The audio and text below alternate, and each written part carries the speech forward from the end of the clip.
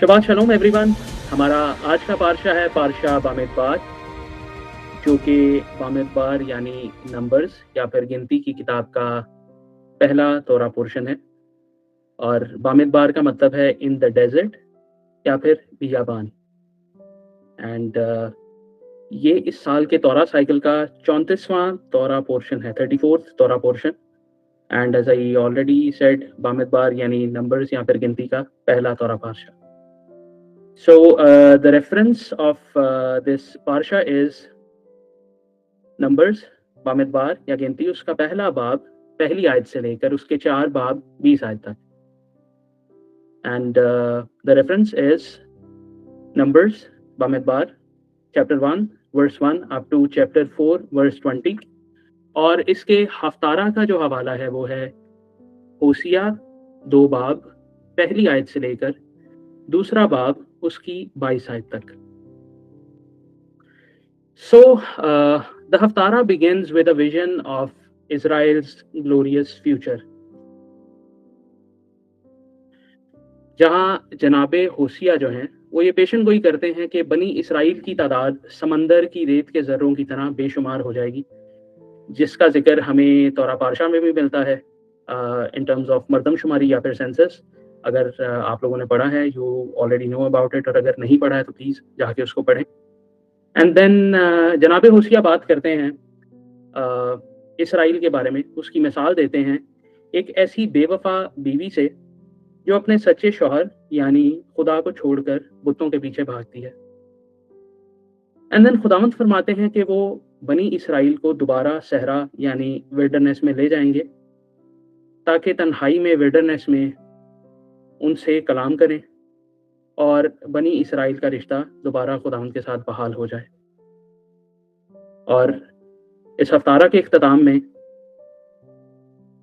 इस हफ्तारा का इख्तिताम इस बात पर होता है, इस वादे पर होता है कि खुदावंद इसराइल से अदल, इंसाफ, रहम और वफादारी के साथ हमेशा के लिए दोबारा अहद कायम करेंगे।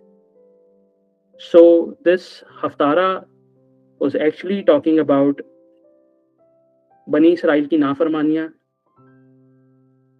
कि होसिया नबी उनको उनकी नाफरमानियों पर तंबीह करते हैं, लेकिन साथ साथ हाशिम की रहमत की उम्मीद भी ज़ाहिर होती है। So we learn more about it from Asad भाई। So over to you Asad भाई, थैंक यू। आप सबकी सलामती हो, शबात शलोम। शबात शलोम भाई, आपकी भी सलामती हो। इससे पहले कि आज मेरे साथ रेफरेंसेस कौन पढ़ रहा है? सर मैं आपके साथ रेफरेंस पढ़ूंगा जनाब। इस बात के लिए आमीन है। आज ज़रा हमारे रेफरेंसेस में गलती होने के कुछ चांसेस हैं। उसकी रीज़न ये है कि हमारा जो तौरा पोर्शन है उसका तो आपने उसके बारे तो आपने सुन लिया। गिनती की किताब है, उसका पहला ही पोर्शन है। और बेसिकली अगर आप कैलेंडर देखेंगे तो उसके अंदर आपको जो इस पोर्शन का जो हफ्तारा नज़र आ रहा होगा उसका रेफरेंस होगा 1 सैमुअल उसका 20वां बाब 18 से 42वीं आयत तक। क्योंकि जब कंसीड ये होता है रेव रोश को देश पे, तो इसका जो हफ्तारा है वो चेंज होता है। लेकिन हम जो रेफरेंस यूज़ करेंगे आज बहुत सारी बातें सीखने के लिए, वो रेफरेंस है होसिया का। अच्छा, और प्रॉब्लम एक छोटी सी ये है, मैं इससे पहले कि हम आगे जाएं, कि जो होसिया का रेफरेंस है वो 2 तरह से आपको नज़र आएंगे। एक तो आपको नज़र आएगा होसिया 2 बाब पहली आयत से 22वीं आयत तक, या फिर आपको ये नज़र आएगा पहला बाब 10 आयत से लेके 2 बाब 20 आयत तक। और ये चूँकि जो आयात हैं उनकी तरतीब का एक फ़र्क है। नॉर्मली जो बाइबल का क्रिश्चियन वेरिएंट्स हैं उसमें आपको ये 1:10 से रेफरेंस नज़र आएंगे। सो ये पॉसिबल है कि अगर मैं कोई रेफरेंस ये बताऊँ आपको तो वो 1 या 2 आयत ऊपर नीचे हो। मेरी कोशिश ये ज़रूर होगी कि मैं वही रेफरेंस आपको बताऊँ जो एग्जैक्ट हो, लेकिन अगर ना पता लग सके और हो तो हो सकता है आप पढ़ना शुरू करें वो रेफरेंस 2 आयतें पीछे हो। सो 2 आयतों का करीबन फ़र्क है। सो इसलिए मैंने ये बात आपको बता दी कि अगर कुछ ऐसा हो तो आपको बिफोर हैंड इस चीज़ के बारे में पता हो। तो जनाब होशिया के बारे में हमें पता है, हम काफ़ी बात कर चुके हैं। तो जनाब होशिया जो हैं, फिर भी एक रिफ्रेशर ले लेते हैं। जनाब होशिया जो हैं वो नॉर्दर्न किंगडम के जो है वो नबी थे। और नॉर्दर्न किंगडम, ये आप सबको पता है कि जनाब जनाब सुलेमान के बाद उनका बेटा रहबाम तख्त पे बैठा, और उसके बाद जब किंगडम की डिवीजन हुई, तो जो नॉर्दर्न किंगडम थी ये फॉर्म हुई, जो उनका उसका पहला बादशाह था वो यरबाम था। सो यरबाम वन कहते हैं क्योंकि उसके बाद आगे भी एक यरबाम आया था, जिसके दौर में जो है ना इसराइल ओवरऑल जो है northern kingdom as well as जो यहूदा की ममलिकत थी, वहाँ पे उजिया बादशाह हुक्मरान थे। और यरबाम दोइम के दौर में जो है ना इकोनॉमिक जो है ना बूम था उनके ऊपर। लेकिन बहरहाल नॉर्दर्न किंगडम की इब्तदा जो है, उनका पहला बादशाह यरबाम वन था, जिन्होंने रोहबाम से बगावत की थी, और फिर जो 10 कबीले थे वो अलहदा हो गए थे। और ये वही यरबाम है जिसने लोगों को इबादत के लिए मक़दिस में जाने से रोकने के लिए और अपने अपने खुद को पॉलिटिकली मजबूत करने के लिए इसने ये किया था कि दान और बैतेल के अंदर जो है ना सोने के 2 बछड़े बना डाले थे। और खुदावंद ताला के जो अपॉइंटेड टाइम्स हैं, ईदों के वक्त हैं, उनको भी बदलने की कोशिश की, हत्ता कि काहिन भी जो थे ना वो अपनी मर्जी के लगा दिए थे। और ये वो बादशाह था जिसने बनी इसराइल यानी जो नॉर्दर्न किंगडम थी उसके बिगाड़ की बुनियाद रख दी थी। और उसके करीबन सदी के बाद जो है वो अखियब बादशाह और एजेबल जो है वो इंट्रोड्यूस होते हैं, और उन्होंने जो है ना बाल परस्ती को इसराइल के अंदर या नॉर्दर्न किंगडम आप कह लें उसके अंदर जो है ना प्रमोट करना शुरू कर दिया, और इवेंचुअली उसको एक स्टेट स्पॉन्सर्ड रिलीजन की फॉर्मेट देना शुरू कर दी। अच्छा, साथ ही साथ जो है ना उसने ये कोशिश की कि जो खुदावंद के नबी हैं उनको जो है ना किसी तरह से एलिमिनेट कर दिया जाए, उनको ख़त्म किया जाए। और एक परसिक्यूशन का दौर जो था वो खुदावंद के नबियों के लिए जो है ना उसका आगाज़ हो गया।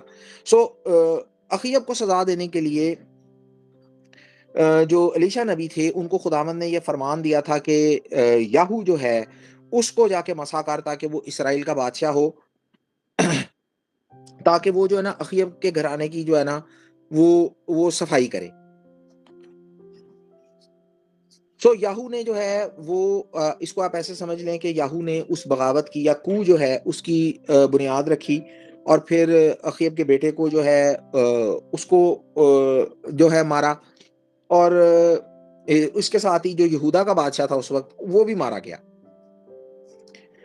और याहू के ही जो आगे डिसेंडेंट्स थे उनमें यरबाम दोम था या यरबाम सेकंड था, जिसने इसराइल के ऊपर हुकूमत की, जिसके दौर में मैंने ये पहले बताया कि इसराइल एज वेल एज यहूदा, उजिया बादशाह यहूदा पे हुक्मरान थे, और यरबाम दोम जो था या दोइम जिसको हम कहते हैं वो जो था वो इसराइल के ऊपर जो है ना हुक्मरान था।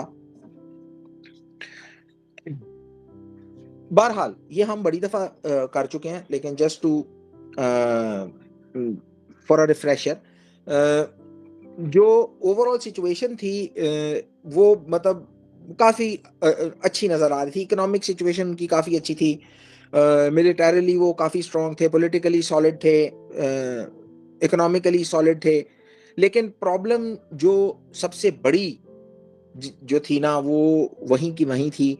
वो ये थी कि जो बनी इसराइल थे वो खुदावंद के अहद से जो है वो डिविएट हो रहे थे, वो खुदावंद के अहद से फिर रहे थे। और जो सिंक्रेटिज्म और आइडोलेट्री जो है, सिंक्रेटिज्म बुनियादी तौर पे एक ऐसी चीज़ है कि जब आप दो चीज़ों को मर्ज करके एक करने की कोशिश कर रहे होते हैं। और आज भी इन मॉडर्न डेज आपको ये जो है बड़े खूबसूरती से ये चीज़ आपको आज भी नज़र आ जाएगी। जब आप 2-3 चीज़ों को जो है ना मिक्स करके, तो 2-4 एलिमेंट्स को मिक्स करके, और नॉट अबाउट वन रिलीजन, ये है कि आप इधर से वो पकड़ी, किसी रिलीजन से ये लिया, वो लिया, और उसको एक सिंक करके तो आप जो है ना किसी एक रिलीजन को फॉलो करने की कोशिश कर रहे हो। और बुत परस्ती तो अपनी जगह थी ही।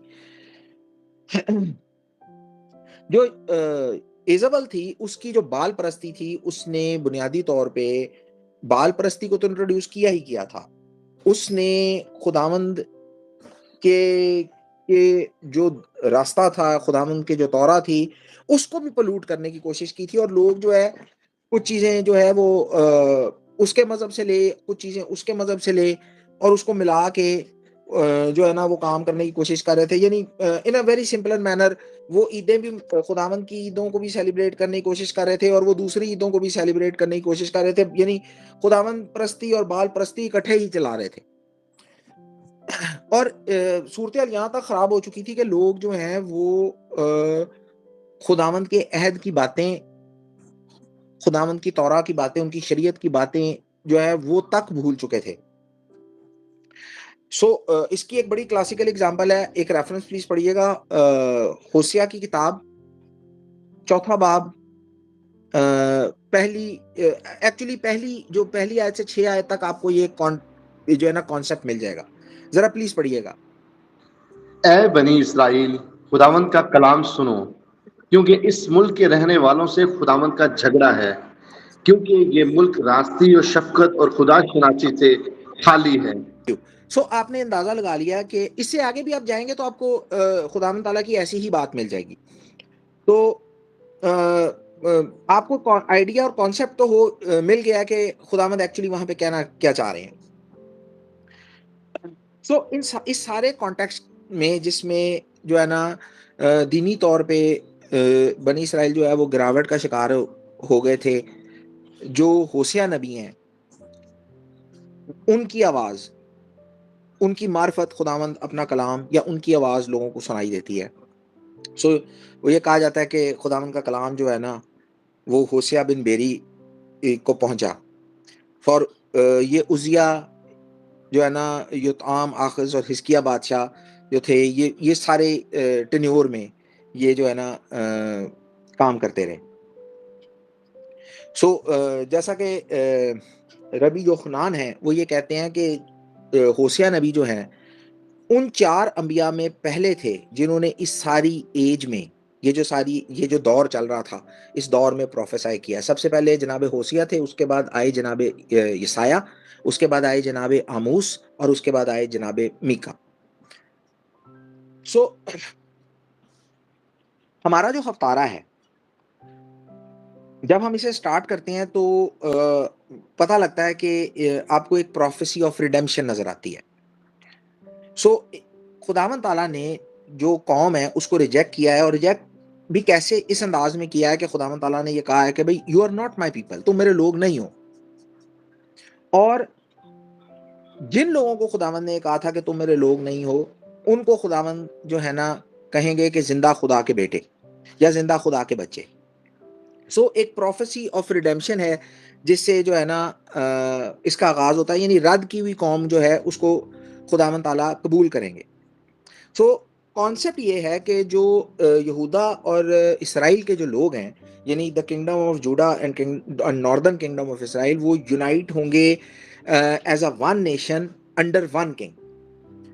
और जो उनकी आबादी होगी, जो लोग होंगे, वो इमेजरेबल होंगे।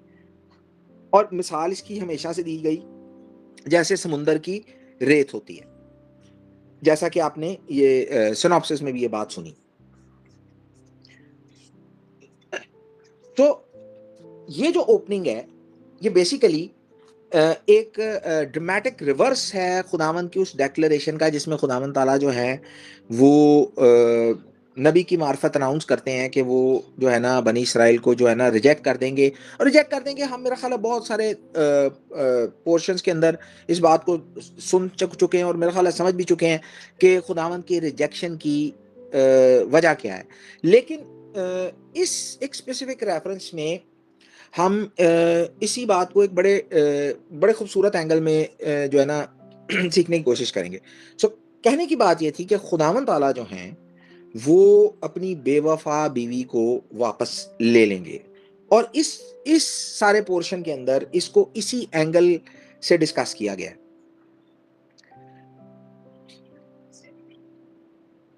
तो हफ्तारा का जो बाकी हिस्सा है वो इस सारी बात को एक मतलब ड्रामाटाइज करता है कि इसराइल ने बेवफाई की, खुदावंद ताला ने अपने लोगों को जो है वो रिजेक्ट कर दिया, खुदावंद ताला ने अपने लोगों को सजा दी, और फिर खुदावंद ताला ने जो है वो ऐसी सिचुएशन पैदा की, या खुदावंद ताला ने एक ऐसी एफर्ट्स की कि वो सारे लोग जो है ना वो वापस जो है खुदावंद की तरफ लौटें। और जनाब होसिया जो हैं इस सारे ड्रामा को जो है ना वो ए, एक शौहर और उसकी एक बेवफा बीवी के इस्तारे से बयान करने की कोशिश करते हैं। मतलब वो इस मेटाफोर को, इस सारी चीज को, इस सारी बात को इस मेटाफोर से बयान करने की कोशिश करते हैं कि एक शौहर है और उसकी बीवी जो है वो बेवफा हो गई है। तो खुदावंद ताला जो है वो होसिया नबी को ये कहना शुरू करते हैं, या उनको ये बात कहते हैं कि वो लोगों तक ये जो मैसेज है, ये कलाम जो है वो पहुंचाएं, कि ताकि वो अपनी जो इस सारी बदकारी है और सारी बुत परस्ती है उससे बाज आए। ऐसा ना हो कि खुदावंद जो हैं वो उनको डिसोन कर दें। और खुदावंद के डिसोन करने की एक सिचुएशन ये है, जैसा कि खुदावंद ने तौरा में ये कहा था कि तुम बुत परस्ती करोगे, मेरे हुक्मों से फिरोगे, मैं तुम्हारे मुल्क पे मी नहीं बरसाऊंगा। तुम्हारी जमीन जो है वो लोहे की हो जाएगी, आसमान पीतल का हो जाएगा, ना मी बरसेगा ना कुछ उगेगा, ये जमीन जो है वो ऊंट कटारे उगाएगी। यानी चूंकि एग्रीकल्चर या फसल या खेती बाड़ी ये खुदावंद की ब्लेसिंग से के साथ जोड़ी जाती है। तो खुदावंद ताला ने कहा कि ये सारी चीजें जो है ना, अगर तुम बेवफा हो जाओगे तो मैं ये सारी चीजें जो है ना तुमसे जो है ना वापस ले लूंगा। तो खुदावंद ताला ने और ऐसा हुआ भी, जैसा कि हमने बहुत सारी जो है तौरा पोर्शंस के अंदर हमने इसको डिस्कस किया है। सो बहरहाल बनी इसराइल का जो इस सारी सिचुएशन में जब वो रिकंसाइल करते हैं खुदावंद से, तो ये पूरा हफ्तारा इसका एंड जो है ये है कि खुदावंद ताला जो है वो कवेनेंट को रिन्यू करते हैं। और इसको इसी तरह से सिंबलाइज किया गया है जैसे एक शौहर और बीवी के दरमियान जो मैरिज वाउज हैं वो रिन्यू होते हैं। सो दो ऐसे एलिमेंट्स हैं जो इस पोर्शन को हमारे तौरा पारशा यानी पारशा बमीदबार से जोड़ते हैं। सो एक तो जो है ना तौरा पोर्शन हमें बताता है कि बियाबान के अंदर जो सेंसस था वो हुआ, और हफ्तारा जो है वो स्टार्ट होता है कि बनी इसराइल जो है वो मल्टीप्लाई होंगे और इस हद तक होंगे कि वो गिने नहीं जाएंगे, वो समुंदर की रेत की तरह हो जाएंगे। और तौरा पोर्शन जो है वो एक्चुअली गिनती की किताब की फर्स्ट रीडिंग है, और बमीदबार जिसका मतलब है इन द विल्डरनेस। और हमारे इस हफ्तारा पोर्शन के अंदर ये चीज़ मेंशन की गई है कि खुदावंद ताला जो है वो इसराइल को जो है वो दोबारा बियाबान में लेके जाएंगे, ताकि इसराइल जो है ना अपना वो रिश्ता जो वो अपनी हरकतों और बुत परस्तियों और खताकारों और बदकारियों की वजह से जो वो लूज कर गया था, ताकि उसको दोबारा से जो है ना वो कायम किया जा सके। एक प्लीज रेफरेंस पढ़िए, होसिया नबी की किताब, गालिबन ये रेफरेंस है 1:10। तो भी बनी इस्राएल दरिया की रेत की माने बेशुमारो बेकयास होंगे, और जहां उनसे ये कहा जाता था कि तुम मेरे लोग नहीं हो, जिंदा खुदा के फर्जंद कहलाएंगे। सो खुदावंद ताला ने बाप अब्राहम को बरकत दी, और खुदावंद ताला ने बाप अब्राहम से वादा किया कि वो उनको एक ग्रेट नेशन, एक बड़ी नेशन बनाएंगे, और उनकी औलाद जो है वो इस इतनी कसीर होगी जैसे समुंदर की जो है ना वो रेत होती है। और मतलब दे न्यूमरस, और वो इमेजरेबल होंगे जिस तरह आसमान के सितारे होते हैं।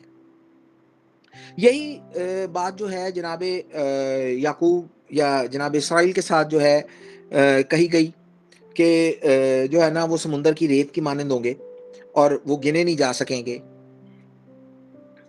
तो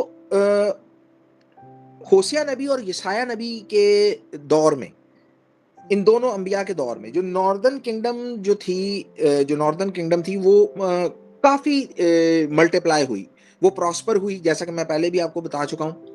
लेकिन जिस चीज से वो ना आशना थे ना, वो खतरा था जो उनके सिर के ऊपर मंडला रहा था। ओवरऑल जो एक इकोनॉमिक स्टेबिलिटी थी, उनकी पॉलिटिकल स्टेबिलिटी थी, उनकी शायद सोशल स्टेबिलिटी थी, वो तो टॉप पे थी। लेकिन जिस खतरे से वो ना आशना थे, वो खतरा बहरहाल उनके जो है ना सिर पे था। एक रेफरेंस है जनाब यसाया नबी की किताब, उसका 10वां बाब उसकी 22वीं आयत, जरा प्लीज पढ़िएगा। क्योंकि ए इसराइल, अगरचा तेरे लोग समुंदर की रेत की मानिद हों, तो भी उनमें उनमें का सिर्फ एक बकिया वापस आएगा, और बर्बादी पूरे अदल से मुकर्रर हो चुकी है। देखें, अगर समुंदर की रेत के मानंद भी हो तो एक ही बकिया बचेगा, क्योंकि बर्बादी मुकर्रर हो चुकी है। जैसा कि मैंने आपको बताया कि जनाब होशिया, जनाब यसाया के दौर में नॉर्दर्न किंगडम जो थी वो काफी मल्टीप्लाई हो रही थी, लेकिन वो इस चीज से ना आशना थे कि तलवार जो है वो उनके सिर पे जो है वो लटक रही है। और इसकी वजह भी वो खुद ही थे, क्योंकि वो बेसिकली सोशियो इकोनॉमिक जो उनकी सिचुएशन थी वो तो बहुत स्ट्रांग थी, लेकिन उनकी रिलीजियस सिचुएशन जो थी, जो उनकी स्पिरिचुअल सिचुएशन थी, वो जो है वो डिक्लाइन का शिकार थी, बल्कि डिजास्टर हो रहा था। सेंचुरीज तक नॉर्दर्न किंगडम जो थे, इसको सिंबलाइज किया गया एज अ अडल्टरस वाइफ, या एक जिनाकार बीवी की सूरत में, जो कि अपने अहद से जो उसका खुदामंद अपने खुदा के साथ, या इन दिस मेटाफोर कि वो अपने शौहर के साथ है, वो उस कवेनेंट से, उस अहद से फिर गई है, और वो दूसरे खुदाओं के पीछे जो है ना, या दूसरे जो है ना आशिकों के पीछे भाग रही है। अब खुदावंद ताला जो है एक ऐसा हुक्म जनाब होशिया को देते हैं, जो इवन टुडे ये बात स्कॉलर्स के लिए, और not even the Christian scholars, ये बात जो रैबाइज हैं, ये उनके लिए भी बड़ी उलझन की बात है। और ये अक्सर मैं ये कहता हूँ कि हम ये कहते हैं कि हम खुदावंद अपने खुदा की बात मानेंगे, हम खुदावंद अपने खुदा की बात मानेंगे। एज अ साइड नोट इस बात को सुनिए कि हम खुदावंद अपने खुदा की बात मानेंगे। खुदावंद ने तौरा के अंदर बहुत सारे लोगों को ऐसे हुक्म दिए हैं, ऐसी बात कही है कि जो आज हम सिर्फ ये कहते ही हैं कि हम खुदावंद अपने खुदा की बात मानेंगे। खुदावंद ने जनाब होशिया को क्या हुक्म दिया था? होशिया पहला बाब उसकी दूसरी आयत पढ़िए जरा, और ये सोचिए, क्या क्या अगर ये हुक्म हमें मिला होता तो क्या हम इसे मानेंगे? जब खुदावंद ने शुरू में होशिया की मार्फत कलाम किया, तो उसको फरमाया कि जा, एक बदकार बीवी और बदकारी की औलाद अपने लिए ले, क्योंकि खुदा मुल्क ने खुदावंद को छोड़कर बड़ी बदकारी की है। जी। अब ये सोचें, हम सिर्फ ये आप बैठ के इस चीज को सोचें कि क्या अगर ये हुक्म हमें मिला होता तो क्या हम ये कर पाते? बहरहाल जनाब होशिया ने जुमर बिन दिवलाइम से शादी की, जो कि एक बदकार औरत थी, और फिर 3 बच्चे हुए, और उन 3 बच्चों के नाम भी जनाब होशिया ने, उनके पीछे भी एक प्रोफेटिक इंसाइट है कि उनके नाम जो रखे गए। खुदावंद ताला ने जनाब होशिया को कहा कि पहले का नाम यजरेल रख। अब ये हम पीछे भी इस बात को डिस्कस कर चुके हैं, मतलब इस इवेंट को डिस्कस कर चुके हैं, इस रेफरेंस में तो नहीं, लेकिन इवेंट डिस्कस कर चुके हैं। यजरेल में जो है ना याहू ने जो है ना स्लॉटर किया था जब उसने अखीब के घराने की सफाई की थी।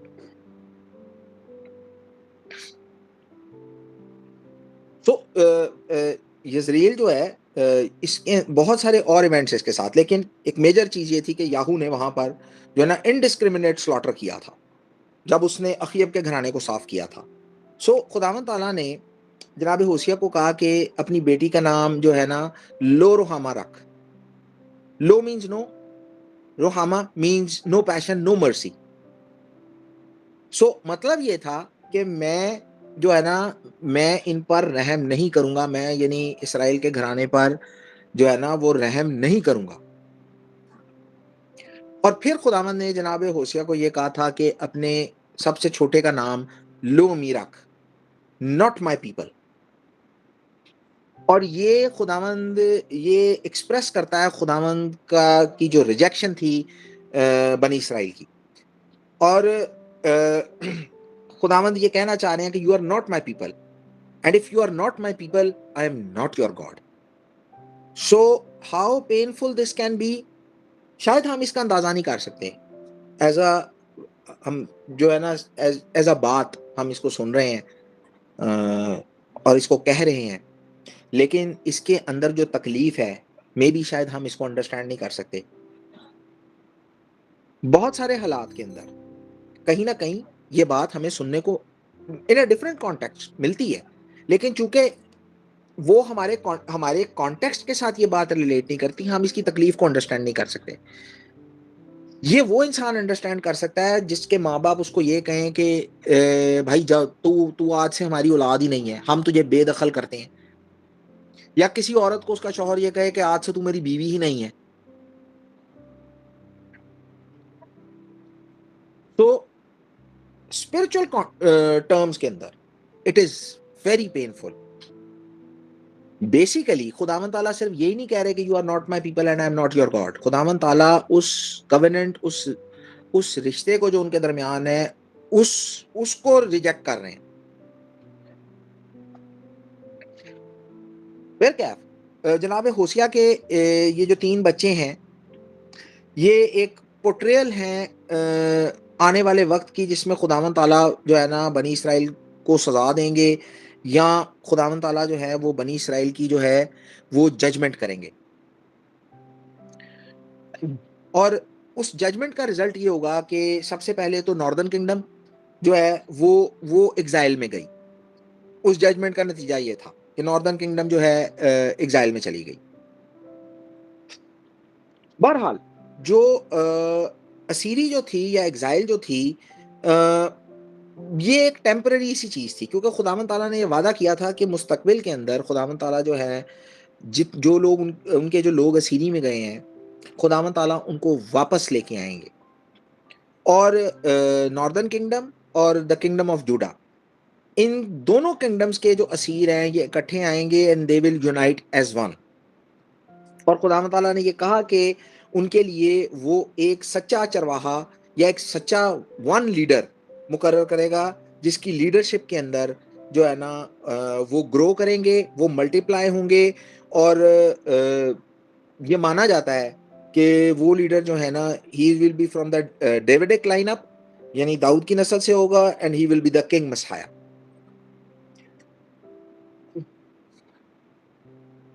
सो जिस जगह पे खुदावन ताला ने ये उनको ये कहा था कि तुम मेरे लोग नहीं हो, वहीं खुदावन ये डिक्लेयर करेंगे कि तुम जिंदा खुदा के बेटे हो, तुम जिंदा खुदा के बच्चे हो। और जब खुदावन ये डिक्लेयर करेंगे इसके बाद वो जो है ना इनन्यूमरेबल और इमेजरेबल होंगे, और जिस तरह समुंदर की जो है वो रेत होती है। सो नंबर्स या गिनती रबा में इस चीज को इस तरह से एक्सप्लेन किया गया कि इन दिस एज, जिसमें इस्तिस्ना का हवाला है 4:27, यानी इस एज में जिसमें ये इस्तिस्ना की बात हो रही है, इसमें उनकी गिनती जो है वो मुमकिन थी। इसके बाद चूंकि उन्होंने हरकतें ऐसी की, खुदावंद ने कहा कि तुम थोड़े से रह जाओगे, जैसा कि कामरान ने भी रेफरेंस पढ़ा था यसाया का कि थोड़ा ही बकिया बचेगा। सो पहले देखें वहां पर वो तुम जो है वो मतलब यू कैन बी नंबर्ड, लेकिन इसके बाद सिचुएशन ये पैदा हो गई कि तुम थोड़े ही रह जाओगे। लेकिन इसके बाद खुदावन ताला ने उनसे ये वादा किया कि जब मसीहानिक एज का स्टार्ट होगा और मशियाख आएंगे, तो जो बनी इसराइल हैं वो समुंदर की रेत की तरह जो है ना वो इमेजरेबल हो जाएंगे। सो एक रेफरेंस प्लीज पढ़िएगा, पहला बाब उसकी 11वीं आयत, if I am not wrong. और बनी यहूदा और बनी इसराइल बाहम फराहम होंगे और अपने लिए एक ही सरदार मुकर्रर करेंगे और इस मुल्क से खरूज करेंगे, क्योंकि यज़रील का दिन अजीम होगा। यज़रील का दिन अजीम होगा। ये सारी बात जितनी भी मैंने की है, ये सारी बात इसी एक रेफरेंस के अंदर सम अप हो जाएगी। सो जब मसाया आएंगे वो दिन यजरील के लिए अजीम होगा, ठीक है ना। बहुत सारी जो बातें हैं, बहुत सारी तकलीफदेह चीज़ें जो हैं उनको याद नहीं किया जाएगा। इसमें जो है ना कत्ल गारत है, उसके बाद इसराइल के की जो असूरियों से शिकस्त है, ठीक है ना। ये सारी बात, ये किसी चीज़ को याद नहीं किया जाएगा। और खुदावंद ताला जो हैं वो अपने लोगों में को, मतलब ये कहा जाता है कि he will visit his people again. और ये कहा जाता है कि he will visit his people as El Yizra the God who sows, यानी ऐसा खुदा जो बीज बोता है। और इसका रिजल्ट ये होगा कि बनी इसराइल जो है वो गिनती में भी जो है ना शामिल नहीं होंगे, मतलब गिनती में नहीं आ सकेंगे। सो एक तालमुद में ट्रैक्ट पेसखीम 87, इसमें एक कहानी जो है ना बयान की जाती है। कहानियाँ सुनना हम सबको ही अच्छा लगता है, मुझे टिल डेट अच्छा लगता है कि कोई मुझे कहानी सुनाए। सो तालमुद जो है उसके अंदर एक वर्जन जो है जनाब होशिया की कहानी का वो बयान किया जाता है। सो तालमुद एक्सप्लेन करती है कि खुदावन का कलाम जो है वो होशिया बिन बेरी के ऊपर आया, और मतलब ये कि your children have सिंड। So Talmud ये कहती है कि होशिया को, जनाब होशिया को रिप्लाई करना चाहिए था योर चिल्ड्रन हैव सिंड, नहीं, दे आर योर चिल्ड्रन, खुदावंद आपके बच्चे हैं, और उनके बच्चे हैं जो आपकी जो है ना they have found favour in your eyes. जिस तरह जो जैसे बाप अब्राहम, इसहाक और याकूब हैं, आप इनसे मोहब्बत रखते हैं, सो वो इनकी नस्ल है, सो आपके बच्चे हैं। तो आप अपना जो है ना अपना रहम उनके ऊपर कायम रखें, आप उन पर रहम करें। सो लेकिन कहते हैं कि जनाब होशिया ने ये कहा, उनका रिप्लाई था कि कायनात के बादशाह, आप सारी दुनिया के मालिक हैं, अगर आप इसराइल से तंग हैं तो उनको किसी और कौम से तब्दील कर लें, क्योंकि आप तो मालिक हैं ना सारी कायनात के, आप यू कैन डू एनीथिंग। सो खुदावंद ताला जो है उन्होंने ये ख्याल किया कि होशिया को जो है ना इस चीज को सिखाना पड़ेगा, और खुदावंद ताला ने फिर उसके बाद ये हुक्म दिया कि जा और एक बदकार बीवी ले और बदकारी के बच्चे पैदा कर, और फिर मैं इसको ये कहूंगा कि अब इसको तलाक दे इसको छोड़ दे, और अगर ये कर सका तो मैं भी इसराइल के साथ ये कर सकूंगा। सब खुदावंद ताला ने जनाब होशिया को ये हुक्म दिया कि जाके जो है ना जुमर से या गुमर से शादी कर,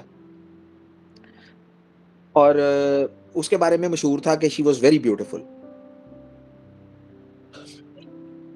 और कमाल की बात ये देखें कि वो एक बदकार औरत थी, इवन देन होशिया नबी लव्ड हर, और होशिया नबी से जो है उसके 2 बेटे और 1 बेटी हुई।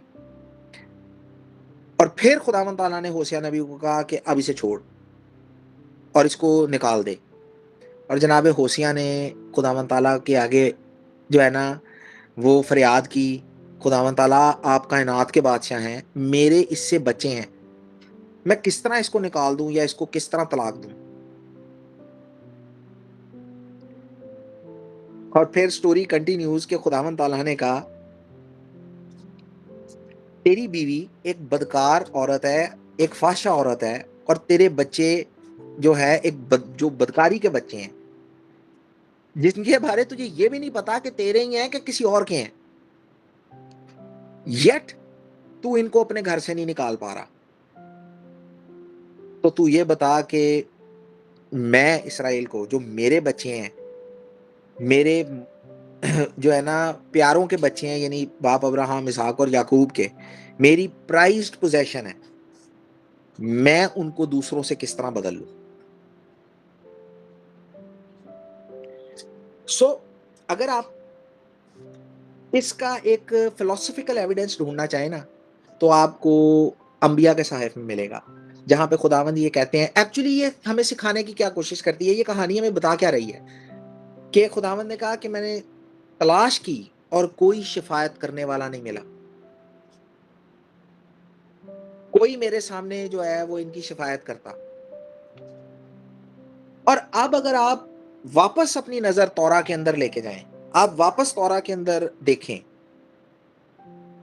तो आपको ये पता लगेगा कि रबीनु मोशे और जनाबे हारून, इनकी अजमत क्या थी, इनकी ग्रेटनेस क्या थी। जब बनी इसराइल ने कुछ ऐसा किया, वो दोनों खुदावन के आगे मुंह के बल गिरे। सो इस पूरी कहानी को सुनाने का मकसद, इसकी फिलॉसफी जो है इस कहानी के पीछे यही थी। और बहरहाल एज अ साइड नोट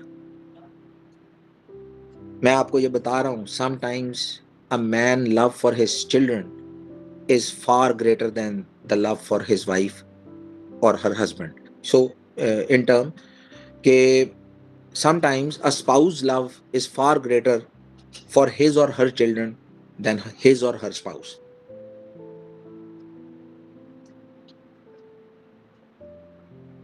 तो बहरकैफ इसके बाद वो ये कहते हैं कि जनाब होशिया को ये बात समझ आ गई कि उनसे खता हो गई है, और उन्होंने खुदावंद के रहम के लिए इल्तिजा की, और खुदावंद ने उनको कहा कि अपने लिए रहम ना मांग, पूरी कौम के लिए जो है ना वो रहम मांग। और इसके बाद जनाब होशिया ने ये नबूवत की कि बनी इसराइल के बच्चों का शुमार समुंदर की रेत की तरह हो जाएगा। So I hope you can relate the story with the thing के उनका शुमार समुंदर की रेत की तरह हो जाएगा। सो एक रेफरेंस प्लीज पढ़िएगा, होशिया 1:10। तो भी बनी इसराइल दरिया की रेत की मानित बेशुमारों बेकयास होंगे, और जहां उनसे ये कहा जाता था कि तुम मेरे लोग नहीं हो, जिंदा खुदा के फर्जंद कहलाएंगे।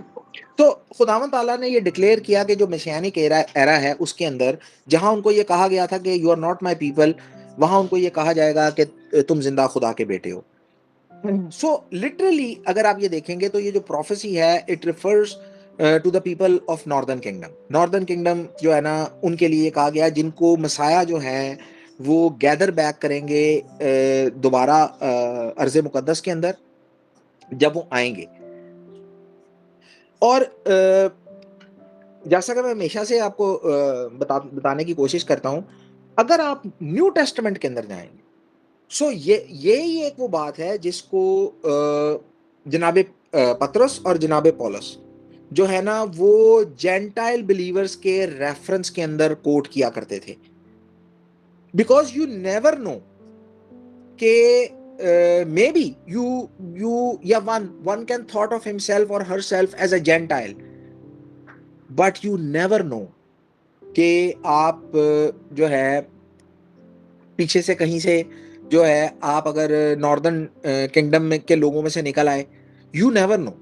और ये वो बात है जिसको ये माना जाता है कि जब मशियाख आएंगे तो वो इस चीज को क्लैरिफाई करेंगे कि कौन जो है वो किस जो है कबीले से या किस जगह से या किस रूट से उठा।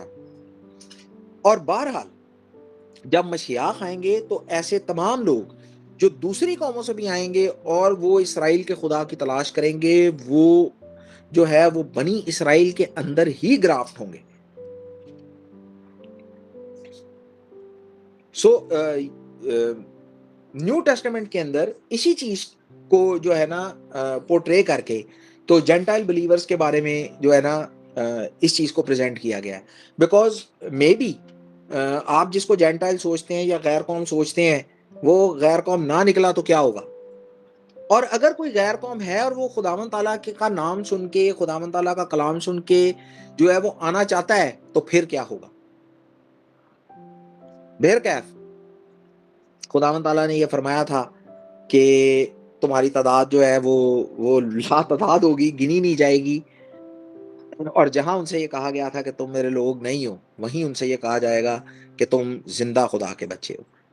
एक रेफरेंस प्लीज पढ़िएगा, होशिया 2 बाब पहले तरह दूसरी आयत पढ़िएगा। तुम अपनी माँ से हुज्जत करो, क्योंकि ना वो मेरी बीवी है और ना मैं उसका शौहर हूँ, कि वो अपनी बदकारी अपने सामने से और अपनी जिनाकारी अपने पस्तानों से दूर करें। अच्छा, खुदावंद ताला जो है वो जो है ना एक बदकारी की औलाद को ये कहते हैं कि तुम अपनी माँ से हुज्जत करो, और हुज्जत क्या करो कि भाई अपना बिहेवियर जो है वो दुरुस्त करे, ता ना हो कि उसको जो है ना तलाक दे दी जाए और उसको डिसोन कर दिया जाए। और इस सारी सूरत हाल में जो बच्चे हैं वो इलेजिटिमेट जो है वो डिक्लेयर हो जाएं। इस मेटाफोर में, इस सारे इस्तारा में खुदावंद ताला जो है वो बतौर शौहर है, नॉर्दर्न किंगडम जो है वो एक बदकार बीवी है, और जो उसके लोग हैं वो उस बीवी के बच्चे हैं। और होशिया के 2 बाब 4 आयत में लिखा है कि मैं उन पर रहम नहीं करूंगा क्योंकि ये बदकारी के बच्चे हैं। खुदावंद ताला इसराइल को ये तंबीह करते हैं कि अगर तुम तौबा नहीं करोगे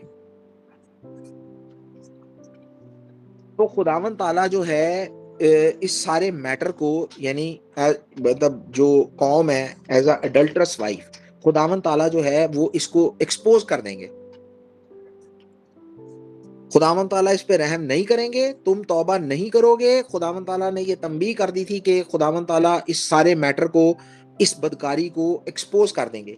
एंशियंट सोसाइटीज के अंदर, कुछ एंशियंट सोसाइटीज के अंदर ऐसा पाया गया है, ऐसा जो है सुना गया है कि कोर्ट में अगर किसी औरत के ऊपर जिनाकारी या बदकारी जो है वो साबित हो जाती थी तो कोर्ट जो है ना इससे पहले कि उसको एग्जीक्यूट करे, कोर्ट जो है वो उसको जो है ना वो स्ट्रिप कर देती थी, ताकि जो है ना इसको ऐसे समझ लें कि इसको पब्लिक शेमिंग कह लें आप। So they strip the women of her clothes, और फिर उसकी एग्जीक्यूशन से पहले ये वो उसके साथ करते थे। सो खुदावंद ताला जो है वो कौम को इस सारे मेटाफोर में खुदावंद ताला ये थ्रेट कर रहे हैं कि खुदावंद ताला जो है he will strip the adulterous wife, ताकि उसकी ये शर्मिंदगी, उसकी बरहनगी जो है ये सारों पर जाहिर हो जाए। और इसी तरह का एक सिमिलर जो कॉन्सेप्ट है ये जनाब हिस्कियल की किताब में भी हमें मिलता है। अगर आप हिस्कियल की किताब उसका 16वां बाब उसकी 37वीं और 38वीं आयत प्लीज पढ़ें। इसलिए देख, मैं तेरे सब यारों को जिनको तू लजीज थी और उन सब को जिनको तू चाहती थी और उन सब को जिनसे तू कीना रखती है जमा करूंगा। मैं उनको चारों तरफ से तेरे मुखालफत पर फराहम करूंगा और उनके आगे तेरी बरहनगी खोल दूंगा, ताकि वो तेरी तमाम बरहनगी देखें, और मैं तेरी ऐसी अदालत करूंगा जैसी बेवफा और खूनी बीवी की, और मैं तो गजब की। आपने जनाब हिस्कियल का ये बयान भी सुन लिया। और एंशिएंट कल्चर्स में ये हुआ करता था कि अगर किसी औरत के ऊपर ऐसा ही जो है ना जिनाकारी साबित हो जाती थी तो वो उसको स्ट्रिप कर दिया करते थे। It's a kind of a public shaming. So बहरहाल खुदावंद ताला जो है वो कौम को थ्रेट ये करते हैं कि वो एक फॉर्मल जो है ना वो डेक्लेरेशन ऑफ डिवोर्स देंगे। और उस फॉर्मल डेक्लेरेशन ऑफ डिवोर्स क्या है? She is not my wife and I am not her husband. मेरी बीवी नहीं है, मैं उसका शौहर नहीं हूं। इंटरेस्टिंगली जो एंशियंट इजराइलाइट ये जो डिवोर्स फॉर्मूला है, बेसिकली जो मैरिज की डेक्लेरेशन है वो इसकी रिवर्स हुआ करती थी। सो मैरिज की डेक्लेरेशन क्या होती थी? आई am her husband and she is my wife. और यही मैरिज की लीगल डेक्लेरेशन है। लीगली अगर कोई शख्स ये कहता है I am her husband, she is my wife, they are considered husband and wife. So जो जूइश कम्युनिटी थी एल्फेंटाइन इजिप्ट की, वहां से जो एरामिक उनको डॉक्यूमेंट्स मिले उसके अंदर ये सेम फॉर्मूला मेंशन है। और कैसे मेंशन है, she is my wife and I am her husband from this day and for ever. और मजे की बात यह है कि इसी तरह का जो आइडेंटिकल लीगल फॉर्म्स हैं या फॉर्मूला है, ये बेबीलोनियन जो है वो मैरिज कॉन्ट्रैक्ट्स में भी मिलता है।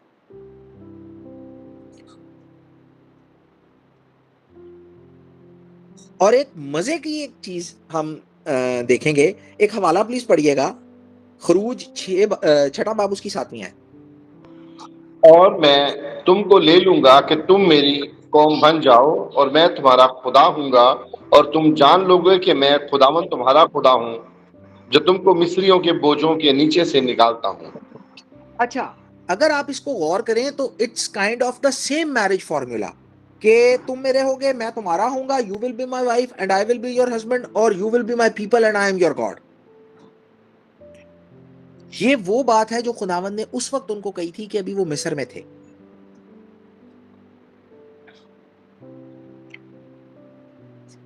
और ये जो कॉन्सेप्ट है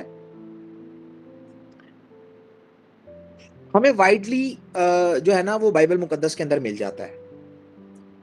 यहां तो हमने तौरा से और अंबिया के साहिब से इन चीजों को देखा है। एक रेफरेंस प्लीज पढ़िएगा, आपको और मजा आएगा। मुकाशफा 21 बाब उसकी 3री आयत। फिर मैंने तख्त में से किसी को बुलंद आवाज से ये कहते सुना कि देख, खुदा का खैमा आदमियों के दरमियान है, और वो उनके साथ सुकूनत करेगा, और वो उसके लोग होंगे, और खुदा आप उनके साथ रहेगा और उनका खुदा होगा। जैसा कि आप देख सकते हैं कि it's exactly the same formula, it's exactly the same concept. खुदा उनके साथ होगा, वो खुदा के लोग होंगे, खुदा आप उनके साथ रहेगा। ये वही सेम फॉर्मूला। सो मैं हमेशा से ये कहता हूं कि न्यू टेस्टामेंट को फुली अंडरस्टैंड करने के लिए आपको जरूरी है कि आपको तौरा के ये कॉन्सेप्ट्स पता हो, क्योंकि अगर आपको ये नहीं पता होंगे तो आपको ये पता नहीं लगेगा कि न्यू टेस्टामेंट के अंदर जो ये बात की जा रही है वो क्यों की जा रही है और किस पर्सपेक्टिव में की जा रही है। सो हमने तीनों जगह पे इस फॉर्मूले को देख लिया कि खुदावंद ताला जो है बेसिकली वो कहना यही चाहते हैं। और क्लासिकल जो थियोलॉजिकल फॉर्मेट है उसके अंदर इसको ऐसे ही समझा जाता है कि खुदावंद ताला के लोग और खुदावंद ताला के दरमियान जो ताल्लुक है उसको इसी तरह डिस्क्राइब किया जाता है जैसा मियाँ बीवी के दरमियान है। एक बड़ी इंपॉर्टेंट चीज जो यहाँ हमें देखने की जरूरत है कि तौरा ये कहती है कि अगर कोई शख्स अपनी बीवी को तलाक दे देता है और उसके बाद वो जाकर किसी और दूसरे आदमी से शादी कर लेती है, वो पहला शौहर जो है वो दोबारा उस औरत के साथ शादी नहीं कर सकता। सो ये उस सूरत में है कि जब आदमी ने तलाक दी है और औरत ने जाके किसी और आदमी के साथ जो है ना वो शादी कर ली है, और वो आदमी ने जो दूसरा शौहर है उसने भी शायद चाहे उसे तलाक दे दिया या उसका इंतकाल हो गया, किसी भी केस में जो पहला शौहर है वो उसको तलाक देने के बाद और इस सारे सिनेरियो के बाद उससे शादी नहीं कर सकता। ये आपको इस्तिस्ना के अंदर जो है ना ये मिल जाएगा। खुदावंद के आगे ये नफरत अंगेज है। सूरत हाल ये है कि अगर वो किसी दूसरे से शादी करे, लेकिन अगर वो किसी से शादी नहीं करती तो पहला शौहर जो है वो उससे दोबारा रीमैरी कर सकता है। और अगर ये सारी सिचुएशन इसी तरह है तो एक बड़ा इंपॉर्टेंट सवाल यहां खड़ा हो जाता है, और वो ये है कि अगर खुदावंद ने बनी इसराइल को तलाक दे दी और वो दूसरे खुदाओं के पीछे दौड़ते रहे तो वो किस तरह से अपने लोगों को जो है वो वापस लेंगे। बल्कि एक रेफरेंस पढ़ते हैं, इसमें हमें कुछ इस चीज की ना ज्यादा स्ट्रांगली इस चीज को डिफाइन किया गया है। जनाब यिर्मयाह का सहीफा उसका 3रा बाब 1 आयत और 8वीं आयत। पहली आयत और 8वीं आयत। कहते हैं कि अगर कोई मर्द अपनी बीवी को तलाक दे दे और वो उसके हाथ से जाकर किसी दूसरे मर्द की हो जाए, तो क्या वो पहला फिर उसके पास जाएगा? क्या वो जमीन निहायत नापाक ना होगी? लेकिन तूने तो बहुत से यारों के साथ बदकारी की है, क्या अब भी तू मेरी तरफ फिरेगी? खुदावंद फरमाता है। अच्छा, यहां पर एक बड़ी इंटरेस्टिंग चीज जो है ना वो इंट्रोड्यूस कराई गई है। ये जितने फॉरेन देवी देवता थे जिनके पीछे जो है ना बनी इसराइल भागते रहे और उनके साथ जो है ना इसको जिनाकारी से तशबीह दी गई कि आप जाके दूसरे खुदाओं की जो है ना वो परस्तिश और पूजा करना शुरू करें और खुदा के साथ जो है ना उनको जोड़ना शुरू कर दें। लेकिन जितने ये फॉरेन देवी देवता थे, इनको कभी उनका बनी इसराइल का शौहर नहीं कहा गया, इनको सिर्फ बनी इसराइल का आशिक कहा गया। बनी इसराइल ने जो है ना इनसे, आप इसको ऐसे समझ लें कि बाल है या दूसरे देवता हैं, इनसे शादी नहीं की, उनके साथ कवेनेंट में नहीं आए।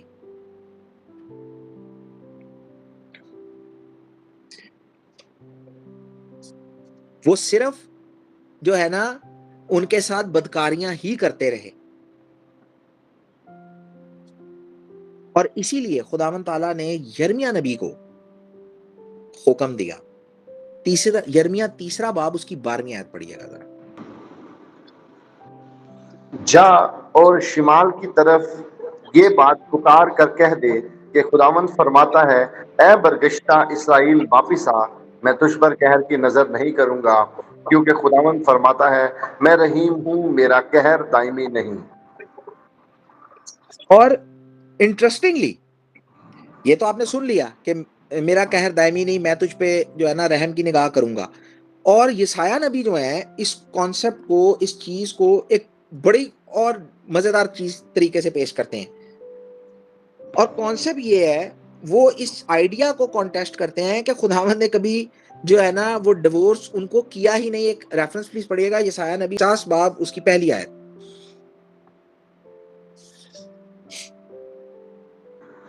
खुदावंद यूं फरमाता है कि तेरी माँ का तलाकनामा जिसे लिखकर मैंने उसे छोड़ दिया कहाँ है, या अपने कर्ज खाहों में से किसके हाथ मैंने तुमको बेचा? देखो, तुम अपनी शरारतों के सबब से बिक गए और तुम्हारी खताओं के बायस तुम्हारी माँ को तलाक दी गई। तो ये आइडिया कॉन्टेस्ट हो गया कि खुदावंद ने कहा तलाकनामा कहाँ है, मैंने कब छोड़ा? मैंने नहीं किया, तुमने अपनी खताओं, अपनी बदकारियों के सबब से तुम्हारे साथ ये हुआ। खुदावंद ने ऐसा नहीं किया, बल्कि उनकी अपनी हरकतों की वजह से जो है ना उनके साथ ये सारा काम हुआ। और वो क्यों हुआ? एक रेफरेंस देखेंगे दोबारा, होशिया 2 बाब उसकी 5वीं आयत। उनकी माँ ने छिनाला किया, उनकी वालदा ने रूह स्याही की, क्योंकि उसने कहा है, मैं अपने यारों के पीछे जाऊंगी जो मुझको रोटी, पानी और ऊनी और कितानी कपड़े और रोगनो शरबत देते हैं। तो अब आप इस रेफरेंस से आप अंदाजा करें कि उनकी माँ ने ऐसी बदकारी की और वो बरकतें, वो ब्लेसिंग्स जो खुदावंद ताला उनको देते थे, वो सारी बरकतें और ब्लेसिंग्स जो हैं वो उन्होंने दूसरे माबूदों से एट्रीब्यूट करना शुरू कर दी। सो जो नॉर्दर्न किंगडम के लोग थे, वो सिर्फ खुदावंद को ही अपना सोल प्रोवाइडर नहीं समझ रहे थे, खुदावंद के साथ साथ वो बाल और दूसरे जो माबूद थे, जो दूसरी कौमों के देवी देवता थे, जिनके साथ उनके पॉलिटिकल या ट्रेड रिलेशनशिप थे, वो उनको भी उसका हिस्सेदार बना रहे थे। और खुदावंद ताला जो है वो मेटाफोरिकली जितने ये माबूद थे उनको बनी इसराइल के आशिकों से तशबीह दे रहे थे। और बनी इसराइल ने करना क्या शुरू किया, जैसा कि हम ये जो है अखियब और जनाब एलिया, अखियब और इज़बल के सारे सिनेरियो के अंदर ये बात हम जो है वो सुन चुके हैं कि बनी इसराइल जो थे वो बाल से दुआ करते थे बारिश के लिए और फसलों के लिए। और जब वो ये करते थे तो ऑब्वियसली वो ये पोर्ट्रे करते थे कि वो ये मानते हैं कि खुदावंद इसको दूर करें, कि खुदावंद के अलावा भी कोई माबूद जो है वो उनको रोटी, पानी और तेल और मैं से जो है ना उनके खत्ते भर सकता है।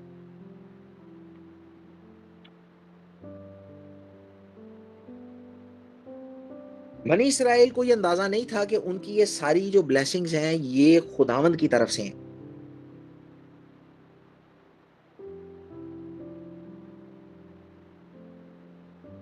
और बनी इसराइल इन सारी चीजों को जो है ना अपने आशिकों या इन दिस जो है ना कॉन्टेक्स्ट वो दूसरे माबूदों से एट्रीब्यूट कर रहे थे। इसीलिए जो बात हमने शुरू में कही थी कि खुदावंद ताला जो है वो ये फरमाते हैं कि मैं ये सारी चीजें इनसे रोक लूंगा। वो इनको ढूंढेंगे, वो इन चीजों को नहीं पाएंगे, और economically they will go to ruins, और फिर वो खुदावंद ताला की तरफ फिरेंगे। और कैसे फिरेंगे? होशिया 2 बाब उसकी 7वीं है, प्लीज पढ़िएगा। और वो अपने यारों के पीछे जाएगी पर उनसे जा ना मिलेगी, और उनको ढूंढेगी पर ना पाएगी। तब वो कहेगी, मैं अपने पहले शोहर के पास वापस जाऊंगी, क्योंकि मेरी वो हालत अब से बेहतर थी। जी, तो जब इन सारी चीजों के बाद जब बनी इसराइल ये रियलाइज करेंगे कि हमारे साथ हुआ क्या है और हमें इस चीज का, हमें खुदावंद को छोड़ने का, खुदावंद से अलहदा होने का क्या नुकसान हुआ है, तो वो ये रियलाइज करेंगे कि हम दोबारा से खुदावंद की तरफ लौटेंगे। इसीलिए खुदावंद ताला सजा देना नहीं चाहते। वो रहीम खुदा है, वो शफीक खुदा है, वो कभी सजा देना नहीं चाहते, वो कभी अपनी कौम को सीरी में नहीं भेजना चाहते। ये सिर्फ हमारी हरकतें ऐसी होती हैं क्योंकि हम बगैर मार खाए शायद हम सीखते नहीं हैं। और आज अगर आप अपने इर्द गिर्द नजर मारें, हम खुद अपने ऊपर नजर मारें, तो कहीं ना कहीं खुदावन से ब्लेसिंग लेने के बाद, इन सारी चीजों को करने के बाद, हम भी कुछ इसी किस्म के रवैये रखते हैं। और इसका एक बड़ी क्लासिकल एग्जांपल हमारे कल्चर में ना, बड़ी क्लासिकल एग्जांपल दी जाती है कि मुसीबत पड़े तो खुदा याद आ जाता है। हमें अपनी खुशी के वक्त में, हमें अपने भरपूरी के वक्त में खुदा याद नहीं रहता, लेकिन जब हम पे मुसीबत पड़ती है, जब मुसीबत, मुश्किल, मौत हमारे दरवाजे पे दस्तक दे रही होती है, हमें खुदा याद आ जाता है। हम भी आज उसी तरह का रवैया रखते हैं जैसे बनी इसराइल रखते थे। एक और इंटरेस्टिंग चीज, होशिया 2 बाब उसकी 4वीं आयत, प्लीज पढ़िएगा।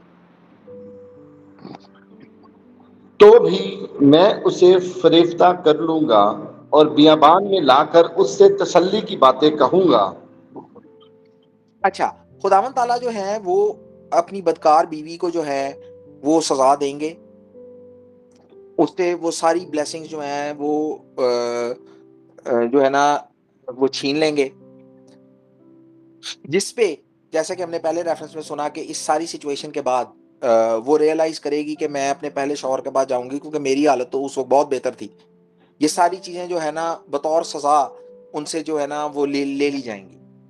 और जब बनी इसराइल जो हैं वो वापस आएंगे, तो ये एक है कि मैं उनको बेआबान में ले जाऊंगा और उनसे तसल्ली की बातें करूंगा। और मजे की बात यह है कि इसकी जो इब्रानी है ना कि मैं उससे तसल्ली, स्पीक काइंडली टू हर, या उससे तसल्ली की बात करूंगा, सो अगर आप हिब्रू को लिटरली ट्रांसलेट करें तो it is kind of the statement कि I will speak to her heart, मैं उसके दिल से बात करूंगा। खुदावन ताला उनको बियाबान में क्यों ले जाएंगे वापस?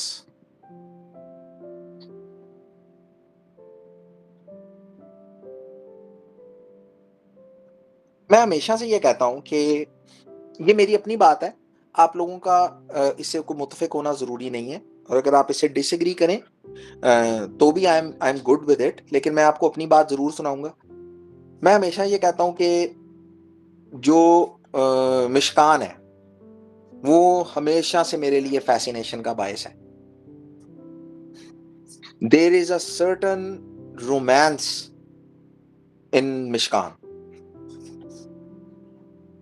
जो हमें आगे नहीं मिलता। जहां वो ये कहते हैं कि अहद का संदूक उनके लिए जगह तलाश करने को उनके आगे आगे चला करता था। आप इसको किसी भी रिश्ते के सिनेरियो में समझ लें। एक बाप अपने बच्चों के आगे आगे चला करता है ताकि उनके लिए अच्छी चीजें तलाश करे, जगह तलाश करे। हम रोड पे जाते हैं, जो है ना, हमेशा बच्चे आपके पीछे चलते हैं। एक शौहर जो है वो अपनी बीवी के आगे चलता है, it's a symbol of protection. एक बाप अपने बच्चों के आगे चलता है। और आप उस रोमांस को फील करने की कोशिश करें, उसका एहसास करने की कोशिश करें कि अहद का संदूक जो है वो कौम के आगे आगे उनके लिए जगह तलाश करने के लिए चला करता था।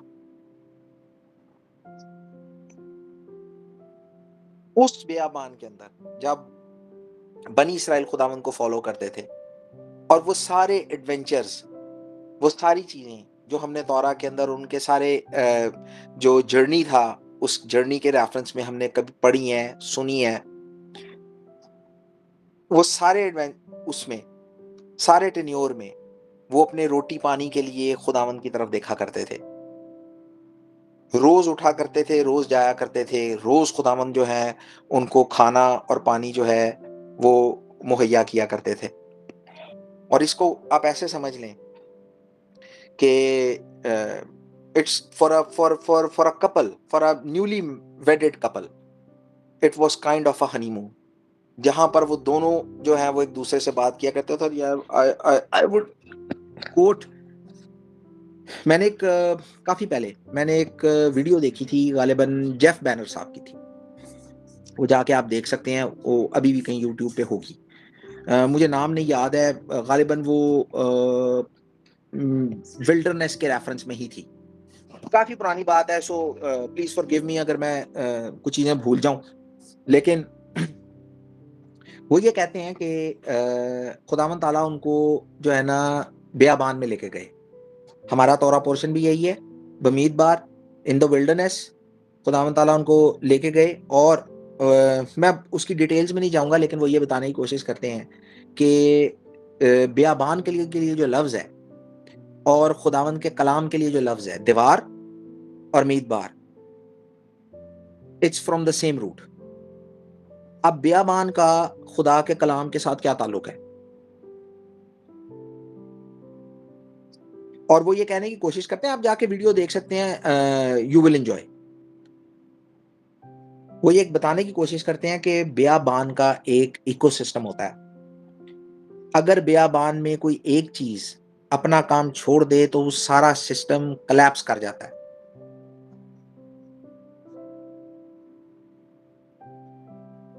सो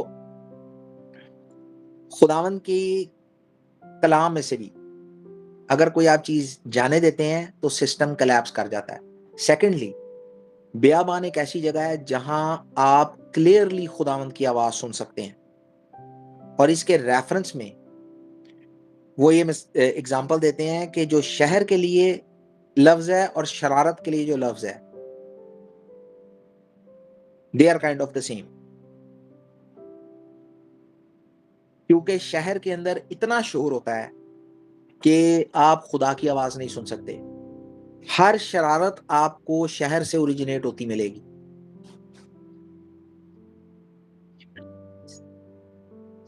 जो क्लैरिटी आपको बियाबान में मिलेगी, वो क्लैरिटी आपको शहर के अंदर नहीं मिल सकती।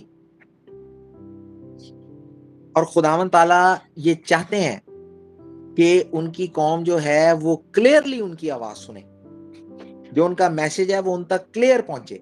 हमारे दिमाग में हमारी सोशल इकोनॉमिक जो लाइफ है उसके अंदर इतना शोर है कि हम खुदा की आवाज नहीं सुन सकते।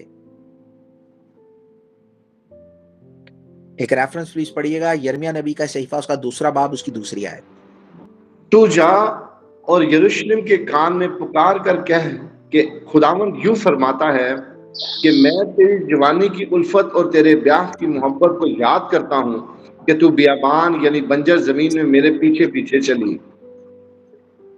जी, बेयाबान और बंजर जमीन मेरे पीछे पीछे चली। सो जनाब होशिया ये कहते हैं कि खुदावंद ताला जो है अपनी उस बेवफा बीवी को वापस बेयाबान में लेके जाएंगे ताकि उनकी जो इब्तदाई मोहब्बत थी उसको रिकिंडल किया जा सके।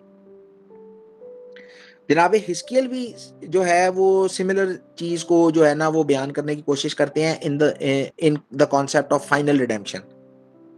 और जनाब हिस्कियल ये कहने की कोशिश करते हैं कि खुदावंद ताला जो है वो अपने लोगों को इकट्ठा करेंगे, असीरी में से उनको लेके आएंगे और फिर उनको बियाबान में लेके जाएंगे, जिस तरह जनाब मूसा के दौर में खुदावंद ने किया था। और बियाबान में ही खुदावंद ताला जो है उनसे अहद की को रिन्यू करेंगे और वो मोहब्बत जो उनके दरमियान उस वक्त थी वो दोबारा से जो है ना बेदार होगी। और वो बियाबान को आप ऐसे ही समझ लें कि बियाबान का वो ये जो वक्त होगा ये मैरिज रिन्यूअल इसको आप कह लें, जिसमें खुदावंद ताला जो है वो अपनी कौम को लेके जाएंगे और दोबारा, ताकि दोबारा उनको जो है ना वो उस अर्ज़ मुक़द्दस में लेके जा सकें जिसका खुदावंद ने ना उनसे वादा किया। और ये कहा जाता है कि जब ये फ्यूचर रिडेम्पशन होगी, बनी इसराइल फिर एक नया गीत गाएंगे जो कि उस गीत से भी ज्यादा अजीम होगा जो उन्होंने जो है ना red crossing of the red sea पे गाया था। और उन कामों से भी ज्यादा बड़े काम होंगे जो बनी इसराइल ने मिस्र में देखे थे। सो मेरी ये दुआ है कि हम अपनी जिंदगी में भी खुदावंद से मोहब्बत को, खुदावंद से उल्फत को दोबारा से रिन्यू कर सकें। ये तब तक नहीं हो सकता जब तक हम अपनी जिंदगी के शोर को कम ना करें। हमारी जिंदगी में बहुत शोर है। उस दौर के अंदर बाल, अस्तारात, दूसरे माबूद, बहुत सारी ऐसी चीजें जो है ना वो बनी इसराइल, क्योंकि उनकी जिंदगी कंपैरेटिवली हमारी जिंदगी के कंपैरिजन में बहुत सादा थी। हमारी जिंदगी आज बहुत कम्प्लेक्स है। मैंने एक बड़ी खूबसूरत बात पढ़ी कि उस जनरेशन में और हमारी जनरेशन में एक फ़र्क ये था कि वो जनरेशन ने अपना सोना दे के अपने लिए जो है ना वो माबूद जो है वो खड़ा कर लिया था। हम वो जनरेशन है जो अपना माबूद छोड़कर अपने लिए सोना चांदी खड़ा करते हैं। हमारा माबूद आज पैसा बना है, हमारा माबूद आज के दौर में सोना चांदी बना हुआ है। उनके लिए शायद बाल और अस्तारात थे, हमारे लिए सोना चांदी और मटीरियलिस्टिक चीजें हैं। फर्क हम में और उनमें कोई नहीं है, बस हमने एक डिफरेंट चीज को माबूद का नाम दे के अपने लिए खड़ा कर लिया। ये बात याद रखें। बहुत सारी गलतियां और खताएं हम करते हैं और खुदावंद माफ करने वाले खुदावंद हमको माफ करते हैं, लेकिन खुदावंद के साथ किसी को मिला लेना, खुदावंद के साथ किसी को शरीक कर लेना, ये बिल्कुल ऐसा है जैसे आप एक शौहर के होते हुए उससे बेवफाई करके जिनाकारी के मुर्तकब हो जाएं। खुदावंद ताला हम पे दस्ते शफकत रखें कि हम कभी उनके होते हुए इस गुनाह के मुर्तकब ना हो। खुदावंद ताला हमें अपनी शफकत, अपने साए, अपने हाथ के नीचे हमेशा रखें और हमेशा अपने आप से जोड़े रहें और कभी ऐसा ना कहें कि तुम मेरे लोग नहीं हो, बल्कि हमेशा कहें कि तुम मेरे बच्चे हो। और ये तभी होगा जब खुदावंद ताला का वो मशवरा कहता है कि मुबारक खुदावंद मैं आखांगा कि दिती है जिसमें नू चंगी सलाह, और चंगी सलाह ये है कि तुम मेरी शरीयत पर चलो और इस सारे अहद में कायम रहो। खुदावंद ताला हमें ये तौफीक दें कि हम उनकी शरह पे चल सकें और उनके अहद में कायम रह सकें। बारी ताला आप सबके साथ हों। बाबू खाशिम, शबात शलोम। शबाश शबाश शबाश भाई, thank you. Thank you, Isabel.